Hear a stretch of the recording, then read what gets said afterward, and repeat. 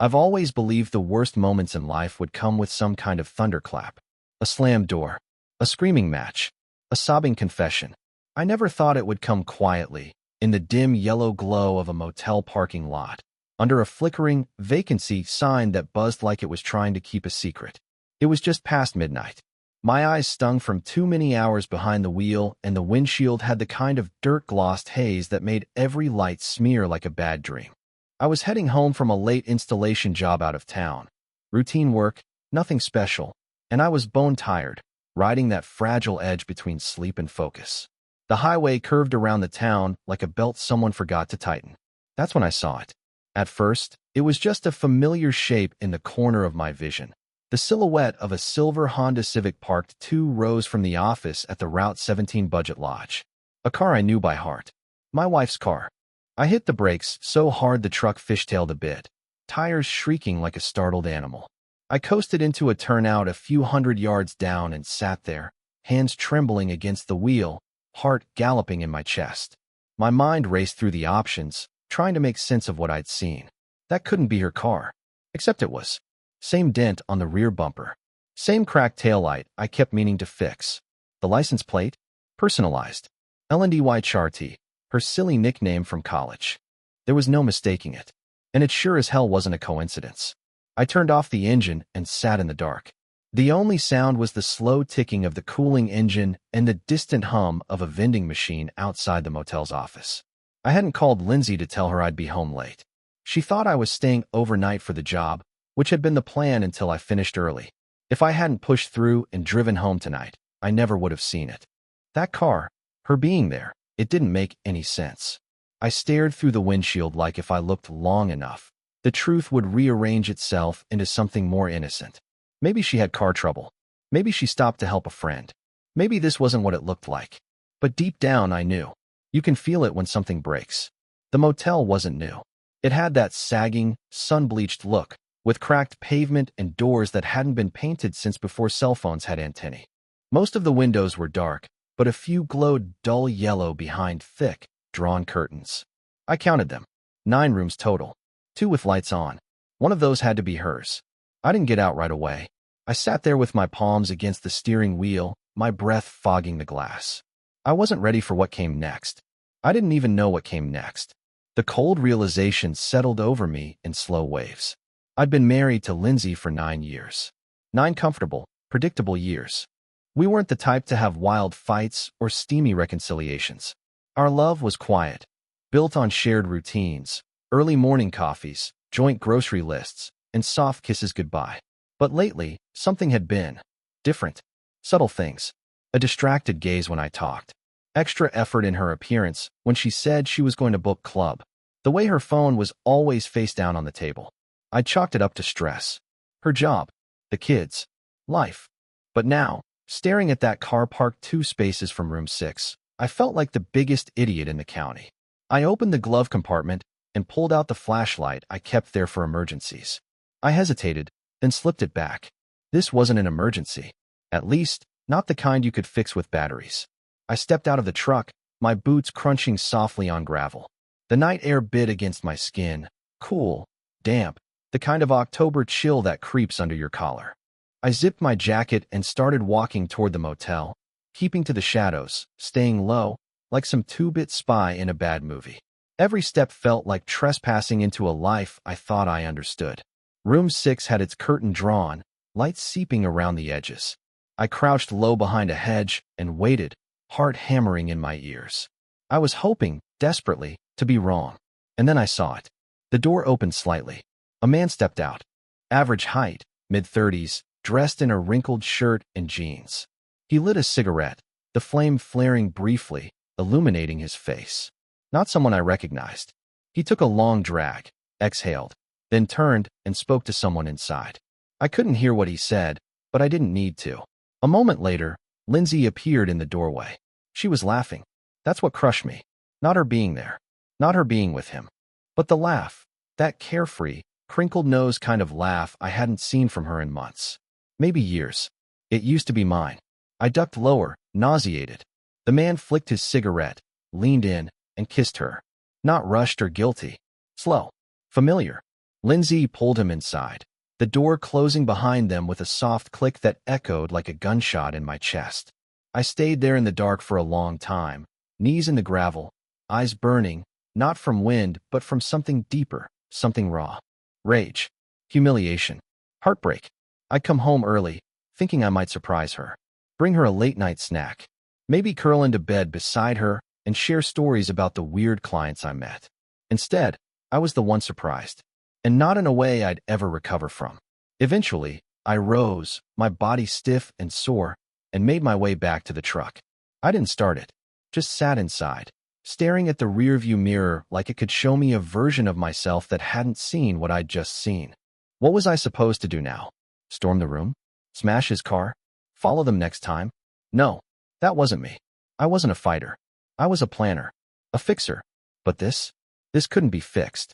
I sat there until my limbs went numb, until my mind spiraled from grief to fury and back again. I needed to know who he was, how long it had been going on, what else she'd lied about. Our marriage? Our life? Our kids? My breath hitched. I couldn't jump to conclusions. Not yet. But I needed the truth. All of it. Even if it destroyed me. Especially if it destroyed her. By the time I pulled away from the motel, the sky was beginning to lighten with the first hints of dawn. The world looked the same, but everything had changed. I had changed. And as I drove into that cold, empty morning, I made myself a promise. She wouldn't see me coming. The next morning, I didn't go home. I parked my truck at an empty rest stop 20 minutes out of town, reclined the seat, and stared at the ceiling until the sun burned through the windshield and forced me to cover my eyes. I hadn't slept, not really. My thoughts had played in an endless loop. Lindsay's laugh in that doorway, the way her body leaned into his, the familiarity of it all. It had the rhythm of habit, not impulse. This wasn't a mistake. It was a pattern. When I finally sat up, my body ached like I'd run a marathon in my sleep. My mouth tasted like old copper, and my phone buzzed with a dozen messages from Lindsay. Hey babe, how was the drive? You must be exhausted. Just text when you're up. Miss you. Can't wait to see you tonight. Red heart. My stomach clenched at the last one. That heart emoji might as well have been a knife. I stared at her words like they belonged to a stranger. The duplicity was staggering. She had no idea I'd seen her. No clue that her life was now divided into a before and an after. I didn't reply. Instead, I got moving. My first stop was a storage facility out by the industrial park. We'd rented a unit a few years ago when we moved. Boxes we never unpacked, furniture that didn't fit. I still had the key. More importantly, it had a power outlet and was quiet. Private. A good place to think. A good place to plan. I spent the day combing through receipts, banking apps, and old files. Lindsay and I shared most accounts, but she'd insisted on keeping her separate checking for independence. I'd never questioned it. I trusted her. God, what a joke. The past few weeks began to rearrange themselves in my mind. New haircuts, surprise meetings, sudden urgency about privacy settings. The dots connected fast when you knew where to look. I opened our shared credit card statements on my laptop, scanning for unfamiliar charges. There. A recurring charge from a place called Townhouse Suites, just outside city limits. Every Thursday. 6 weeks in a row. My jaw locked. So it hadn't even started last night. It had been going on. I called the number listed. Townhouse Suites, Jolene speaking. Yes, I said, pitching my voice deeper. I'm confirming a reservation for this Thursday. Under the name, William Everett? She hesitated. I don't see a reservation under that name. Could it be under L. Hartwell? I asked, using Lindsay's maiden name. A beat. Yes, actually. Room 208, checking in at 6 p.m. You're all set. I hung up before I said something regrettable. My hands were shaking again. Thursday. She was planning to meet him again in 2 days. I thought I'd felt everything already. Pain, disgust, fury, but something new was rising now. Cold, sharp, surgical. Resolve. I didn't want revenge yet. Not the messy kind. No yelling. No slamming doors or public showdowns. I wanted to watch her fall apart, piece by piece. But to do that, I needed more than instinct. I needed evidence. By nightfall, I had 2 things, a burner phone and a micro voice recorder the size of a matchbook. I tested the recorder twice, clipped to my dashboard. It picked up my voice from inside the truck. Perfect. The burner phone came with a new number and unlimited texting. I saved it under J in my contacts and kept it separate from my main line. I wanted her to believe this was him. Him. And then I'd wait. That night, I finally went home. Lindsay greeted me with a kiss at the door, barefoot in her robe, wine glass in hand. Her eyes were soft, lips curved in that same sweet smile that used to calm me. But I saw it differently now. Calculated. Weaponized. A performance. God, you look exhausted, she said, reaching for my jacket. Long drive, I muttered, handing it over. I forced a smile. Miss me. Always. She leaned into my chest, her hair brushing my chin. Glad you're home. I felt like I was hugging a stranger. That night, we made love. She initiated it, slow and affectionate, pressing kisses against my shoulder. I played along, not because I wanted her, but because I wanted to remember every detail. The softness of her skin, the way her breath hitched, the faint scent of a different cologne in her hair. I had to bite my lip to keep from shaking. The next day, I followed her. I took the truck after she left for work, stayed 4 cars behind, keeping to side lanes. She drove to her office downtown, a consulting firm in a nondescript building near the train station. Normal routine. At lunch, she went out. I trailed her to a quiet cafe, where she met a client, or so I thought. But he was younger than her, wore jeans and a polo, no briefcase, no laptop. They sat close. Too close. I couldn't hear them, but I didn't need to. She laughed, touched his hand once, wrote something on a napkin and passed it to him. When he left, she folded the napkin and tucked it in her purse. I followed him instead. He walked 4 blocks to a red Mazda and pulled out his phone. I zoomed in with my phone's camera and snapped a picture of his license plate. Now I had a name to chase. Back at the storage unit, I ran the plate through a friend's DMV lookup, an old buddy from high school, now a sheriff's deputy in a neighboring county. Just helping with a custody thing. I lied. Derek Nolan, he texted back. Lives over on Crosswind Lane. So that's his name. Derek. I stared at his picture on social media, public profile, of course, and felt the first real surge of hatred. He was one of those smooth types. Fitness coach. T-shirt selfies. Thousands of followers. Comment sections full of fire emojis, and you're so inspiring, from women who should have known better. I saved everything. Screenshots, addresses, his client list, his social tags. I made a folder named Ashes and filled it like an addict. On Thursday, I took the day off work. I knew what was coming. At 5:40 p.m., I parked across from the townhouse suites in a dark SUV I'd rented using cash. I had the recorder, a camera mounted discreetly on the dash, and a zoom lens I'd borrowed from a friend who filmed weddings. At 5:58, Lindsay pulled in. Hair down, lips red, wearing the dress she hadn't worn for me in 2 years, the one I bought her on our anniversary. I watched her step out like she didn't have a care in the world. No guilt. No hesitation. She went to room 208. 6 minutes later, Derek pulled in and followed the same path. I didn't need to guess what happened after that. I let the camera roll for 30 more minutes, recording the timestamp. Then I turned the ignition. I didn't want to watch them. Not yet. Not until I could do something with it. That night, I sat at the kitchen table while Lindsay texted on the couch. She was humming to herself, wine glass balanced in one hand, glowing from whatever story she was telling herself. She didn't know what I had. Not yet. But she would. Soon. Because the real storm was coming, and I would be the one writing the forecast. It's funny, in a way. The moment you cross a line you once swore you'd never approach, there's no thunderclap, no gust of wind announcing the change. It's quiet. Almost peaceful, like slipping into a different version of yourself, one that's always been lurking just beneath the surface. The version of me that watched my wife enter a motel room with another man had finally decided to stand up. By Friday morning, I had everything I needed to tear her life apart. I just hadn't yet decided how. I watched her that day over breakfast, pretending to be fascinated by a story about her coworker's cat going missing. She stirred her coffee lazily, bare foot tapping on the floor, like she wasn't sitting across from a man who knew she was sleeping with a fitness coach named Derek Nolan in room 208 every Thursday. I nodded, smiled where I needed to. Inside, I was sorting possibilities like pieces on a chessboard. Option 1, confrontation. Ugly, loud, immediate. But it gave her control. It made me the angry husband. The problem. And her? The victim of a moment of weakness. No, I wasn't interested in being anyone's excuse. Option 2, divorce. Quiet.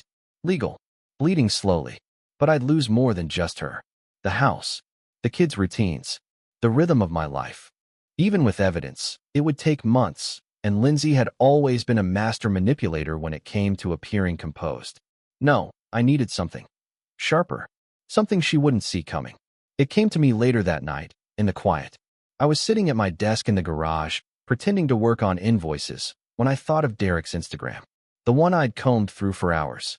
He posted every part of his life. Training clients, smoothies, wisdom, about pushing through adversity. But one detail had slipped past me until then. A video from last year, Derek talking about his mentorship program. He was running weekend retreats for men looking to break cycles and level up. I remembered the caption. Thankful for the support from my sponsors, especially the companies that believed in me before anyone else did.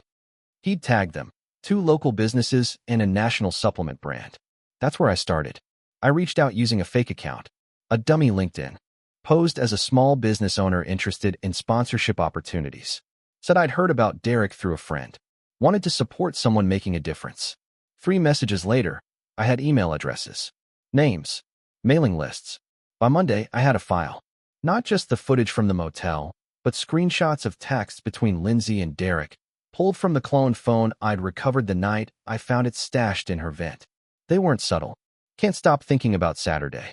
You wrecked me face-blowing a kiss. You sure he doesn't suspect? He's clueless. Works late. And when he's home, he's barely there. That one stung, but it would work better in print. I compiled it all into a folder titled Client Risk Assessment and formatted it to look like a third-party investigation report, the kind of thing HR departments take seriously. I printed 3 copies, one for each of Derek's sponsors. The envelopes went out Tuesday morning. I didn't feel like a villain. I felt efficient. By the time Thursday rolled around again, Derek had deleted his last 4 posts. The comment sections on his remaining videos were full of confusion. Someone had tagged his sponsors. And Lindsay? She was still planning to meet him. I followed again, parking in the same spot across from the townhouse suites. Room 208. Again, she wore a black trench coat this time, the kind that opened easily. I stayed in the SUV, camera ready, documenting her as she glanced around before slipping inside. But this time, Derek didn't show. She waited. I watched the minutes tick by. 10, 20. At 35, she came out, phone pressed to her ear, face twisted in frustration. She paced in the parking lot, then got in her car and drove off. The next morning, she was quiet. She picked at her breakfast, barely looked up. I waited. And then it came. So weird, she said, forcing a light tone. I think I got spammed or something. Someone sent me this nasty email yesterday from a fake account. It said awful things. Like, untrue things. Oh, I said, folding the paper. What kind of things? She blinked. Just dumb stuff. That I was cheating. With some guy? Total garbage. I stared at her for a long moment. Why would someone send you that? No idea. She shook her head, eyes wide and innocent. People are crazy, you know? Could have been spam. Maybe a virus. I nodded slowly. Must have been upsetting. She looked down. Yeah, I deleted it. Liar. She didn't suspect me. Not yet. But the cracks had started. I needed her to keep unraveling. So I sent the next message that evening. This time to her. From the burner phone. He's gone. It's just you and me now. No more secrets. I want you to leave him. I sent it just after midnight. She read it within seconds. The next morning, she was a mess. Eyes puffy. Skin blotchy from crying. She snapped at the kids. Burned the toast. Apologized profusely when I kissed her goodbye. Then came the calls. Derek called her 10 times that day. She answered none of them. By evening, she was pacing. Wine glass untouched. She kept checking the hallway like she was expecting someone to appear. That night, I sent the next message. You said you loved me. Prove it. Tell him the truth. She read it, but didn't reply. Saturday morning, she woke up early. Made breakfast for the first time in weeks. French toast. Bacon. Even fresh squeezed juice. She served it with this fragile, hopeful smile. Like feeding me would erase the motel room from memory. I ate in silence, watching her hands shake. By Sunday, I had a new plan. I found Derek's apartment, a second-floor walk-up in a crumbling building near the edge of downtown. He wasn't home, but his car was parked on the street, so I knew he'd be back eventually. I waited in a cafe across the street. He showed up around 7. Alone. Tired. Unshaven. Perfect. That night, I sent him a message from the burner. Just one image. Lindsay asleep, in our bed, blanket pulled to her chin. Peaceful. Innocent. She talks in her sleep. You wouldn't believe what I know. He blocked the number. I didn't care. It had done what it needed to. By Monday, Lindsay looked haunted. She barely spoke. She jumped at every knock on the door. When I asked if she was okay, she smiled too fast and said, "Just work stress." I smiled back. "You've been working so hard lately." Tuesday, I came home to find her in the shower, sobbing. I didn't ask. Wednesday, she left her phone unlocked on the counter. It buzzed with a message from Derek. "It's over. I've lost everything. Sponsors dropped me. Clients bailed. Someone sent them photos. I don't know what you said or did, but I can't see you again. I'm done, Lindsay. Don't contact me." I stared at the message until the screen went dark. Then I deleted it. When Lindsay came down, she looked pale, hollowed out. She didn't mention the text. That night, she crawled into bed next to me and whispered, "I love you." I didn't reply, just held her a little tighter. I wasn't done yet. She still didn't know it was me. Still thought this was a nightmare conjured by bad luck. But soon, I would make sure she understood. Soon, she would learn what it felt like to be watched, to be outmaneuvered, to have your carefully constructed lies peeled back like wallpaper, layer by filthy layer. The trap had closed, but I wasn't ready to end it. Not yet, because there was one more truth I needed to uncover. One more answer I wasn't sure I wanted to find. I had mailed in the DNA test 3 weeks ago, and today, the results were ready. I opened the envelope with trembling hands, heart pounding in my throat. What I saw inside made my vision blur. And that's when I knew. This was far from over. The envelope trembled between my fingers as if it carried a heartbeat. I hadn't planned to open it right away. I told myself I'd wait. Maybe take a walk, clear my head. But curiosity, or maybe dread, has a way of overriding logic. Once you know the truth exists, not knowing becomes unbearable. The paper slid free with a whisper. 2 pages. The first, standard disclaimers. The second, the results, printed in neat columns that looked as harmless as grocery lists. My eyes jumped to the final summary. Probability of paternity, 0%.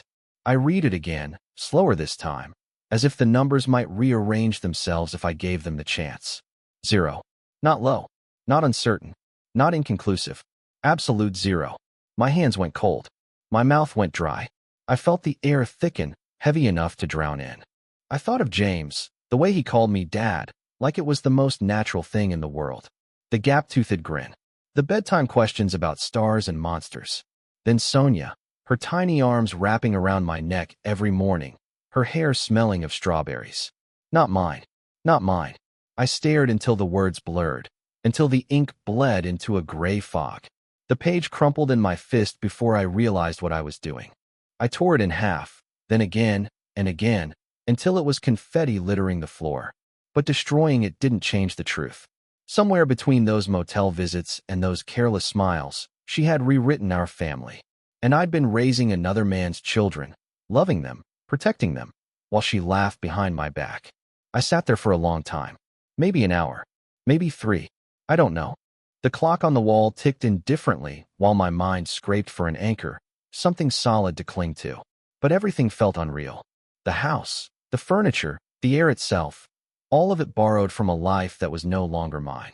When Lindsay came home that evening, I had already swept the shredded paper into a drawer. My face must have looked ordinary because she didn't notice anything.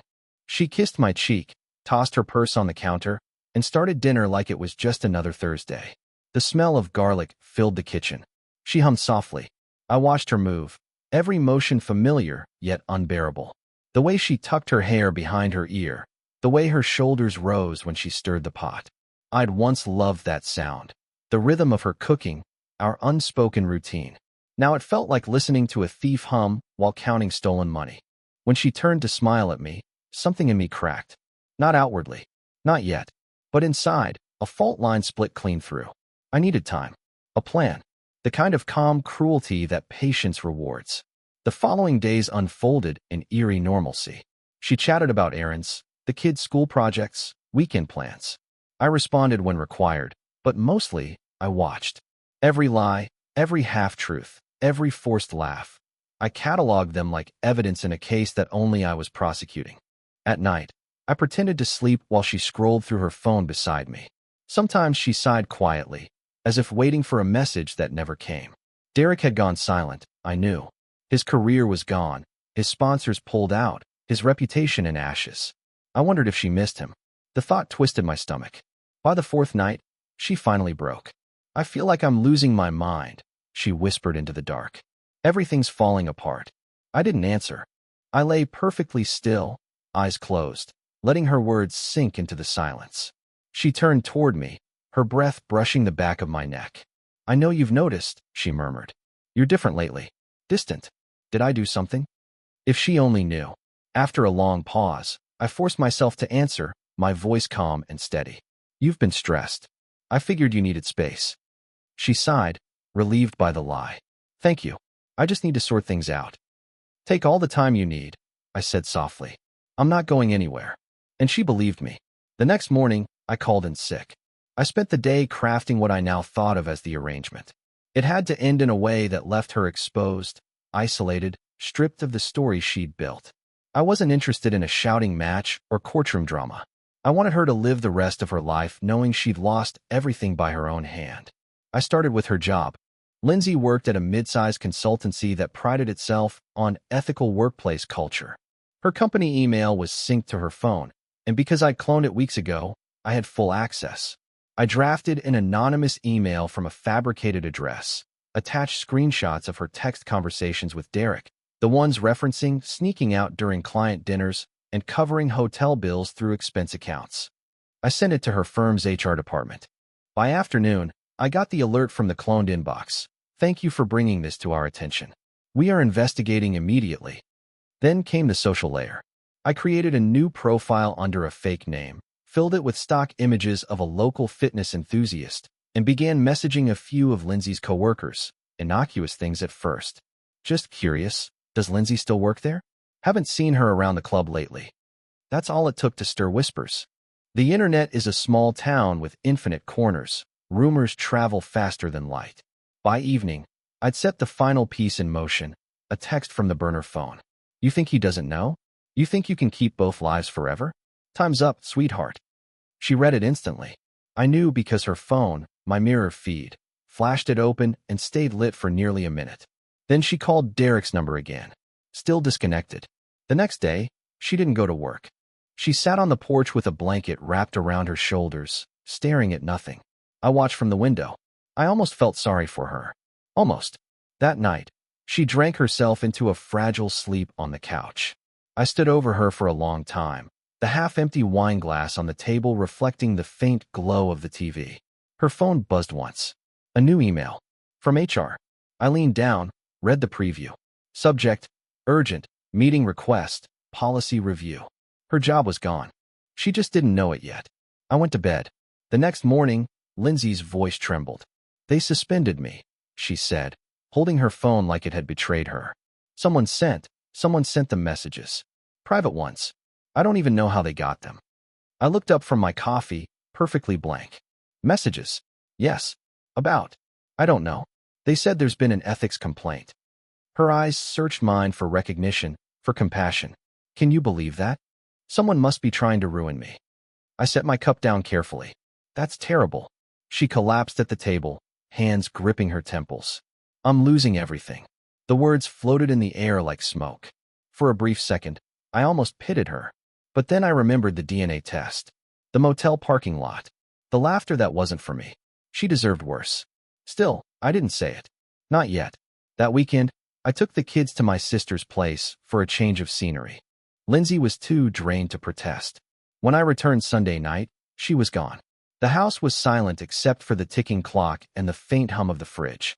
Her clothes were missing. So was her car. No note. No goodbye. Just absence. I stood in the doorway of our bedroom and exhaled. The space felt lighter, cleaner. But beneath the relief, something darker stirred, an unease I couldn't name. Because even though I'd won, the victory didn't feel like triumph. It felt like aftermath. For a few hours, I let myself imagine she'd left for good. Maybe she'd run to her parents. Maybe she was hiding out somewhere, hoping the storm would pass. Then, just past midnight, Headlights swept across the front windows. Her car. She came back inside quietly, thinking I was asleep. I heard the soft thud of her suitcase, the hesitant steps up the stairs. The door creaked open. Her voice was barely above a whisper. "Can we talk?" I pretended to wake, blinking at her. She looked smaller somehow, eyes rimmed red, hair tangled, skin pale. "It's late," I murmured. "I know." She swallowed hard. "I need to tell you something." I sat up slowly. "All right." She sank onto the edge of the bed, twisting her hands together. "You deserve the truth," she said, voice shaking. "About everything." I waited, heart steady now. Cold. She took a breath, tears gathering. "There's something I should have told you months ago. About the kids. About Derek." Her words cracked. And I already knew. But I needed to hear her say it. "I'm so sorry," she whispered. "James, he isn't yours." The room seemed to tilt, even though I'd expected it. Hearing it aloud was different. It made it real. Tangible. I said nothing. She looked at me through tears. "Please say something." I stared at her, the woman who'd stolen nearly a decade of my life, and felt nothing but a hollow calm. "You should get some sleep," I said quietly. "We'll talk tomorrow." "But, tomorrow." She hesitated, then nodded. She lay down on her side of the bed and cried until her breathing slowed. I lay awake, eyes fixed on the ceiling, planning what tomorrow would bring. Because tomorrow wasn't for talking. Tomorrow was for ending it. Morning came in slow fragments, pale lights slipping through the blinds, the faint smell of coffee drifting from downstairs, the distant sound of birds making ordinary noise in an extraordinary world. Everything looked the same, yet nothing was. The bed beside me was empty. Lindsay must have gone down early, pretending for one more day that normal life still existed. But there was no normal anymore. Only aftermath. I got dressed quietly, the way I used to before the kids woke. Jeans, plain shirt, jacket. Calm movements, deliberate. My heart wasn't racing. It was steady now, unnervingly so. It's strange how peace can come not from forgiveness, but from certainty. Once you stop wondering what to do, all that's left is the doing. I went downstairs. Lindsay sat at the kitchen table, hands around a mug she hadn't touched. She looked hollowed out, the kind of exhaustion that seeps into bone. When she met my eyes, I saw it, the acceptance. She knew something irreversible was about to happen. "Did you sleep?" I asked. She shook her head. "Barely." I poured myself coffee, the simple hiss of the pot filling the silence. Then I took the chair across from her. "You said you wanted to talk." She nodded. "I owe you everything. The truth. I should have said it sooner." "Then start." Her voice cracked on the first word. "It wasn't supposed to happen. Derek. He listened. I thought it was harmless. Talking, flirting maybe. Then it wasn't." She swallowed hard. "It wasn't about love, not really. It was about feeling seen." I kept my eyes on the table. "And the child?" Her shoulders trembled. "James." I didn't know until after. I told myself it didn't matter because you loved him, and I couldn't take that away from him. From you. I almost laughed. The sound came out low, sharp. "You already did." She covered her face, sobbing silently. I let her. The tears were too late, too rehearsed. I'd spent months grieving in secret. She was only catching up. "I don't expect forgiveness," she whispered. "I know I don't deserve it. But please, don't tell the kids. Not yet. Let me find a way to explain." I cut her off. "You won't have to." Her hands dropped. Confusion flickered. "What do you mean?" "I mean you won't be here long enough to explain anything." She froze. "What?" "I talked to an attorney." I lied smoothly. "Custody will be clear once everything surfaces. I've documented everything. The motel. The messages. Even the confession you just gave me." Her breath hitched. "You recorded?" "Every word." I set my phone on the table. The red dot on the screen blinked faintly, its tiny light reflected in her wet eyes. "You taught me how to lie convincingly, Lindsay. I just learned from the best." She pushed back her chair, trembling. "You can't do this. Please. Sit down." Something in my tone made her obey. For a long minute, neither of us spoke. The clock ticked, the refrigerator hummed. Life moved on while we sat there like ghosts, tethered to a memory that refused to die.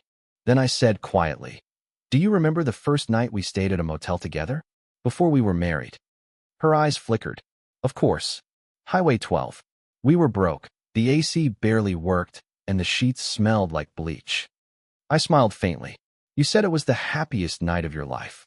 I did. I believed you, I said. That was my mistake. She reached across the table, desperate. Please, don't destroy everything. We can. I stood up. It's already destroyed. I'm just deciding how to bury the remains. That afternoon, I packed a small bag. Nothing dramatic, a few clothes, documents, the external drive holding every file, photo, and message I'd gathered. I wasn't leaving for good. I just needed space to finish what I'd started. When I told her I was heading out of town for a couple of days, she didn't argue. She only nodded, eyes hollow, as if she'd already accepted her sentence. I drove aimlessly for a while, not toward any destination, but away from everything familiar.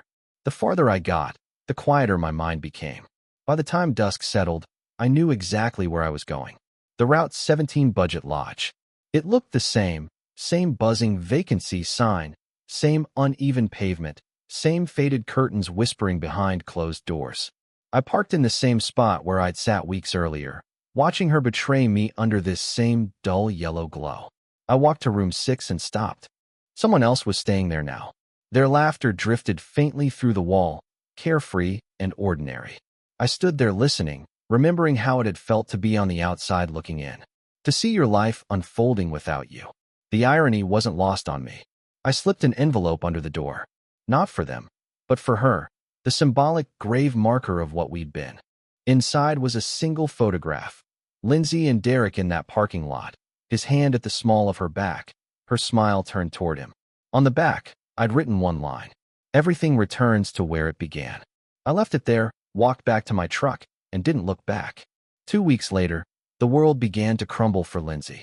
Her job officially terminated her, violation of ethics policies. The story spread fast. Whispers reached mutual friends, then relatives, then the school board where she volunteered. By the time the kids came home one Friday crying because someone's parent had said mean things about Mommy, she could barely step outside. She blamed anonymous hackers. Sabotage. Lies. But I didn't correct her. I let her drown in her own narrative. We lived under the same roof for another week, strangers sharing air. She cooked less, spoke less, drank more. I moved through the house like a shadow, already half gone. The silence between us grew so thick it felt like another person living there, a specter of what we used to be. Then came the night she left. I heard the suitcase wheels on the stairs, the hesitant pause by the doorway. She didn't say goodbye, just walked out into the rain, car headlights slicing through the dark. I didn't follow, not at first, but when her taillights disappeared down the road, something made me start the truck. I kept a distance. No real reason, maybe habit, maybe the quiet pull of unfinished business. She drove aimlessly at first, then turned east toward the highway. My chest tightened when I realized where she was heading. The Budget Lodge. I followed until she turned into that same cracked lot and parked in the same space. She didn't get out right away. She just sat there, engine running, face lit by the flicker of that cursed neon sign. Then, slowly, she reached into her purse and pulled out the envelope I'd left weeks ago. The one she must have found somehow. I watched her open it, trace the photograph with trembling fingers, then press it against her chest. That's when she noticed me. Our eyes met through the windshield, hers wide, mine calm. She opened her door and stepped into the rain. You followed me, she said, voice barely audible over the downpour. I wanted to make sure you didn't forget where it all started, I replied. Her shoulders shook. I can't fix this. I know. I loved you once, she whispered. I know that too. We stood there, two soaked silhouettes in a parking lot that had witnessed both our beginnings and our end. For a moment, I thought she might apologize again, or beg, or rage. Instead, she just whispered, goodbye, climbed back into her car, and drove off into the storm. I watched until the red of her taillights vanished into darkness. Then I turned off the motel sign. It wasn't mine to control, but no one came out to stop me. The buzzing light died with a faint pop, and the parking lot fell silent, swallowed by rain and shadow. The house felt empty after that, but not in the tragic way I expected. More like a wound finally cauterized. The pain was still there, yes, but clean, contained. The kids came home from my sister's the next day, and when they asked about Mom, I said she needed time away to sort herself out. They nodded. Children have an uncanny ability to accept what they must. I didn't tell them the truth. Not yet. Maybe not ever. The truth, I'd learned, wasn't always mercy. Weeks passed. The silence became a companion. I fixed the broken step on the porch, repainted the kitchen, replaced the old photos with new ones, just the kids and me. Every trace of her faded like fog after sunrise. Then one morning, a letter arrived. No return address. Just my name in handwriting I knew better than my own. Inside, a single line. I'm sorry. You were always the better person. Take care of them. No signature. No explanation. But I didn't need one. I folded it once, placed it in the same drawer that still held the shredded DNA test results, and closed it gently. Some truths don't need to be displayed. They only need to be buried. Sometimes, late at night, I drive past the Budget Lodge. It's half-shuttered now, weeds cracking through the pavement, the old sign flickering weakly. I don't stop anymore. I just watch from the road, headlights washing over the place where my life changed forever. Funny thing about betrayal, it doesn't destroy you all at once.